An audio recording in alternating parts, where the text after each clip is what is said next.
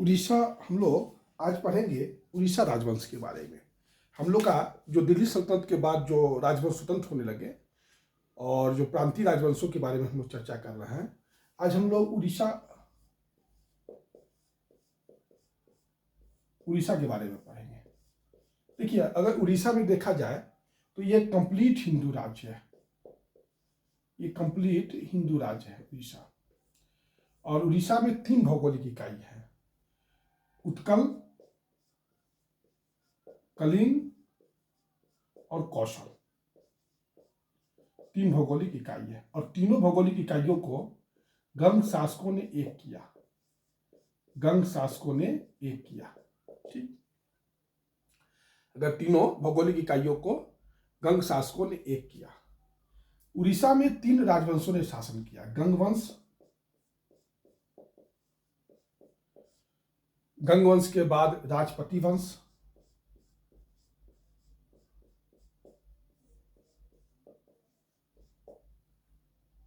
या गजपति वंश जो कह लीजिए, और लास्ट में है भोई वंश।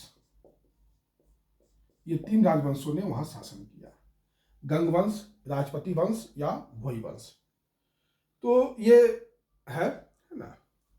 अगर हम देखा जाए तो गंग वंश का जो शासन था वो गंगा से लेके गोदावरी नदी तक था। गंगा से लेके गोदावरी नदी तक गंग वंश का शासन था। यहां तक मेरे ख्याल से कोई दिक्कत नहीं हो रहा होगा, है ना। गंग वंश पर जो है, गंगा और गोदावरी नदी के बीच में इसका जो है फैलाव था गंग वंश का। गंग वंश का जो संस्थापक था उड़ीसा में, गंग वंश का जो संस्थापक था वह था अनंत वर्मन चोडगंग।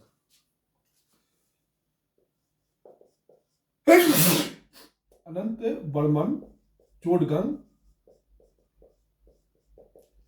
जो है उड़ीसा में गंग वंश का स्वतंत्र संस्थापक था।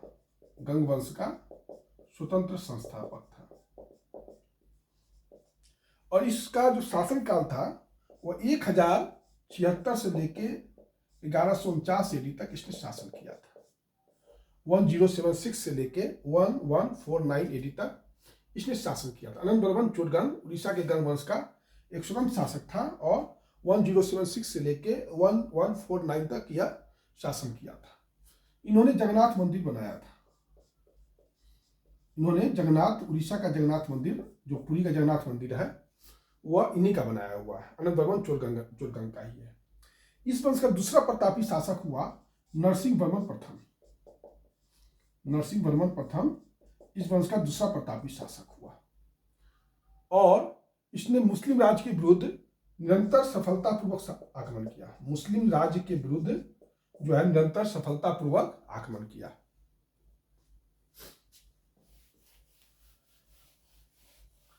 नरसिंह वर्मन प्रथम जो था, इसका शासन था नरसिंह वर्मन प्रथम का 1238 से लेके 1264 तक।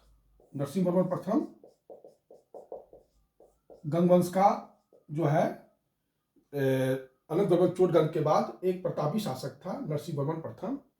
और यह मुस्लिम शासकों के खिलाफ जो चारों तरफ थे, उड़ीसा के गंग साम्राज्य की सीमा के चारों तरफ थे, उनके विरुद्ध जो है काफी एक तरह से कह सकते हैं कि सफलतापूर्वक सामना किया इन लोगों का, मतलब अपना समाज की रक्षा किया। इसने जो है कोणार्क मंदिर बनाया। कोणार्क मंदिर जो है, पुरी का कोणार्क मंदिर इसी का बनाया हुआ है और जो इसको सूर्य मंदिर भी कहते हैं, कोणार्क मंदिर या सूर्य मंदिर भी कहते हैं उसको। और जगन्नाथ मंदिर जो अनंत वर्मन चोडगंग ने बनाना शुरू किया था लेकिन पूरा नहीं कर पाया था, तो उसको पूरा करने वाला कौन था? तो पूरा करने वाला नरसिंह वर्मन ही था, प्रथम ही था। यह जो था विद्या एवं विद्वानों का संरक्षक था। नरसिंह वर्मन प्रथम विद्या एवं विद्वानों का बहुत बड़ा संरक्षक था। इसके दरबार में विद्याधर को संरक्षण प्राप्त था। विद्याधर जो थे नरसिंह वर्मन प्रथम के दरबार में एक विद्वान थे और उनका दरबारी कवि भी थे। ठीक, इन्होंने एक किताब लिखा था अलंकार शास्त्र पर। अलंकार शास्त्र पर विद्याधर ने किताब लिखा था। किताब का नाम था एकावली, जो संस्कृत में लिखा हुआ है। विद्याधर जो नरसिंहवर्मन प्रथम का दरबारी कवि था। उसने जो है अलंकार शास्त्र पर संस्कृत भाषा में एकावली ग्रंथ लिखा था। विद्याधर ने नरसिंहवर्मन प्रथम को हमीर मद मर्दन कहा, हमीर मद मर्दन कहा। ठीक, अमीर पर विजय प्राप्त करने वाला, अमीर पर विजय प्राप्त करने वाला, हमीर मदमर्दन जो है अमीर पर विजय प्राप्त करने वाला, इसने लिखा था। तो यह हो गया आपका अनंत वर्मन चोरगंग के बारे में। देखिए अनंत वर्मन चोरगंग, अनंत वर्मन चोरगंग तो गंग वंश का संस्थापक था, उसके बाद नरसिंहवर्मन प्रथम बने। और उसके बाद जो है, इनके बाद जो है अब कह सकते हैं कि दिल्ली सल्तनत जो गंग शासक है वो तो कमजोर हो गए। और बाद में आपको याद होगा गयासुद्दीन तुगलक ने जो है उड़ीसा पर आक्रमण किया था। गयासुद्दीन तुगलक ने उड़ीसा पर, जो दिल्ली सल्तनत का शासक था, उसने उड़ीसा पर आक्रमण किया।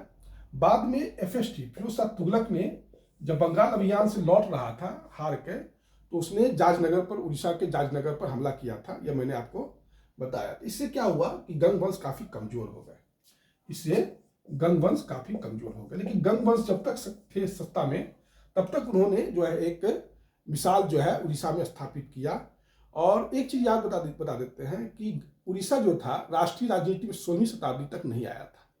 16वीं शताब्दी में ही के बाद ही राष्ट्रीय राजनीति में आया। उसके पहले गंग वंश के समय में ये जो था वो एक तरह से कह सकते हैं कि एक क्षेत्रीय ताकत था, है ना। और फिर मैंने आपको बताया कि गंग वंश इसलिए कमजोर पड़ा कि गयासुद्दीन तुगलक ने जब बंगाल अभियान किया था तो उड़ीसा पर भी आक्रमण किया था। फिर फिरोज शाह तुगलक ने भी जो है जब बंगाल अभियान किया, तो जब हार गया बंगाल अभियान में 2 बार, तो उड़ीसा पर जो है वो आक्रमण किया था। इससे गंग वंश काफी कमजोर हो गया।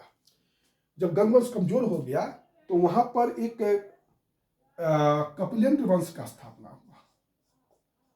कपिलेंद्र वंश या राजपति वंश या गजपति वंश जो कह लीजिए, उसका स्थापना किया। ये लोग सूर्यवंशी थे, ये लोग सूर्यवंशी थे। ठीक, और उड़ीसा पर गंग वंश के बाद राजपति वंश या गजपति वंश आया, जो कि जिसका संस्थापक कौन था? कपिलेंद्र था। कपिलेंद्र गजपति वंश का संस्थापक था। और इसने जो है, इसकी जो साम्राज्य जो की सीमा थी, उत्तर में जाइएगा तो हुगली नदी और दक्षिण में गोदावरी कावेरी तक इसकी साम्राज्य की सीमा थी। मतलब बहुत बड़ी कपिलेंद्र की सीमा थी। बंगाल के शासक नासुद्दीन को इसने पराजित कर दिया। इतना शक्तिशाली शासक था कि बंगाल के शासक नासिरुद्दीन को इसने पराजित कर दिया और गौरेश्वर का उपाधि लिया। कपिलेंद्र ने गौरेश्वर का उपाधि लिया। गौरेश्वर का अर्थ हुआ बंगाल का अधिपति, है ना। इसने सभी दिशाओं में विजय पताका लहराया। 1453 में राजा मेहदी को पराजित किया, राजा मेहदी को पराजित किया। उसके बाद जो है कोंडविंदु को जीता, कोंडविंदु को जीता। उसके बाद जो है ये कोंडविंदु को जीता और क्या कहते हैं, तेलंगाना को जीता, विजयनगर को जीता, बहुत सारे राज्यों को जीता। लेकिन 1467 में इसकी मृत्यु हो गई। कपिलेंद्र की मृत्यु 1467 में हो गई। और इस वंश का अंतिम जो शासक था गजपति वंश का, वह था आपका प्रतापरुद्र। और प्रतापरुद्र का समय है 1497 से लेके 1530 तक। 1530 तक जो है इसका समय था प्रतापरुद्र का। तो गजपति वंश या कपिलेंद्र वंश का अंतिम शासक जो था वो प्रतापरुद्र था। और उसके बाद जो है यह जो है इसको बाद में जो है अकबर जीतता है उड़ीसा को। तो यही है आपका इस राजवंश के बारे में जो जानकारी चाहिए वो आपको मैंने दे दिया। एक यहाँ पर जो डिस्कशन का बिंदु है वह है उड़ीसा का जो कोणार्क सागर तट पर जो आपको पुरी का कोणार्क मंदिर है।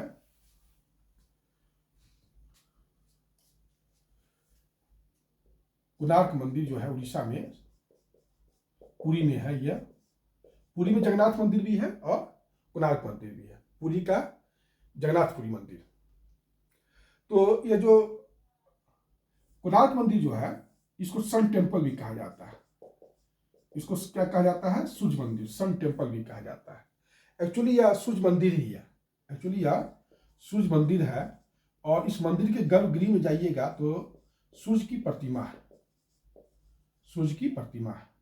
और गर्भगृह पर सूर्य की किरण हमेशा जो है, चाहे दिन के किसी भी समय में, सूर्योदय से सूर्यास्त तक जो है सूर्य की किरण किसी न किसी एंगल से सूर्य की प्रतिमा जो गर्भगृह में स्थापित है उस पर पड़ता रहता है। यह जो था 12 वर्ष जो है इसको लगा था बनाने में, और 12,000 कारीगर इसमें लगे रहे दिन रात, तब जाके यह मंदिर बना था। कोणार्क का जो मंदिर है यह, ठीक। यह मंदिर जो है रथ है, रथ के आकार का मंदिर है, और इसमें 12 विशालकाय पहिया है। इस मंदिर कैसा है, रथ वाला मंदिर है, और इसमें 12 विशालकाय जो है पहिया है, ठीक। और रथ को 7 घोड़ा खींच रहे हैं, रथ को 7 घोड़ा खींच रहे हैं, 12 पहिया है और 7 घोड़ा रथ को खींच रहे हैं। यह काला पत्थर से बना है, काला पत्थर से बना है, क्लियर। काला पत्थर को काट के बनाया गया है, और इस पर जो है मंदिर के चारों दीवारों पर, चारों तरफ दीवार पर जो है आपको मानव और पशु की आकृति जो है उत्कीर्ण की गई है, एकदम सजीव दिखता है, देखने में लगता है। और अप्सरा की मूर्ति है, नृत्य करती हुई अप्सरा की मूर्ति है जो श्रृंगार रस में है। तो ये सब जो है इस मंदिर के बारे में है। दूसरा इंपॉर्टेंट बात कि जो यूरोपीय यूरोपीय यात्री आए, जो बंगाल के सागर तट पर आए, बंगाल की खाड़ी में, तो इस मंदिर को जब देखे तो उन्होंने इसको ब्लैक पैगोडा कहा, क्योंकि ये बालक यह जो है काला पत्थर से बनाया गया था, इसलिए इसको यूरोपीय यात्रियों ने इसको ब्लैक पैगोडा कहा, जो हम लोग ब्लैक पैगोडा के नाम से भी इसको जानते हैं। 1984 में यूनेस्को ने इसको वर्ल्ड हेरिटेज साइट घोषित कर दिया। 1984 में इसको यूनेस्को ने वर्ल्ड हेरिटेज साइट उसको घोषित कर दिया। तो यही है आपका पुरी का जगन्नाथ मंदिर के बारे में, जो पुरी कोणार्क टेम्पल के बारे में जो जानकारी है वो मैंने आपको दिया। इस तरीके से पुरी जो है आपका, उड़ीसा का जो सबसे पहले गंग वंश हुआ, उसके बाद गजपति या कंपलेद वंश हुआ, उसके बाद भोई वंश है। तो भोई वंश आपको ज़्यादा नहीं देखना है, फिर हम थोड़ा सा चर्चा कर देंगे, जब अकबर वगैरह पढ़ाएंगे तो बता देंगे। ठीक है, आज की क्लास इतना ही, फिर नेक्स्ट वीडियो में हम लोग मिलते हैं। हाँ, जो पुरी का मंदिर है वो आपका जगन्नाथ मंदिर हो, कोणार्क टेम्पल हो, ये सब जो है मंदिर है, भुवनेश्वर का जो मंदिर है, ये सब मंदिर है, वो सारा मंदिर जो है नागर शैली में बना हुआ है, इसको भी ध्यान में रखेंगे ये सभी मंदिर। ठीक है, आज का क्लास इतना ही, धन्यवाद।